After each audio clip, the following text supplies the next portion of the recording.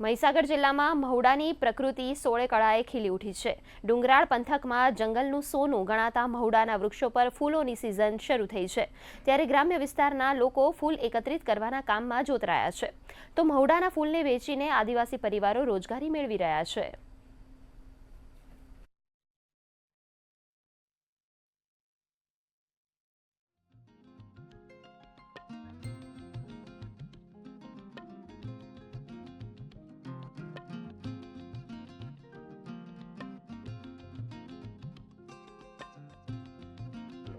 હાલમાં મહુડાની સિઝન છે અને મહુડાના ફૂલ સારા એવા બેસેલ છે।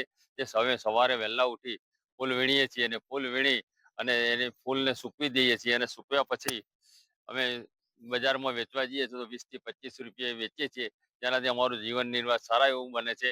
અને આ ફૂલો વેચ્યા પછી ઘણી વખતે ફોરેસ્ટ નિગમ વાળા બી ખરીદી લે છે અમારી જોડે, સારો એવો ભાવ મળી રહે છે।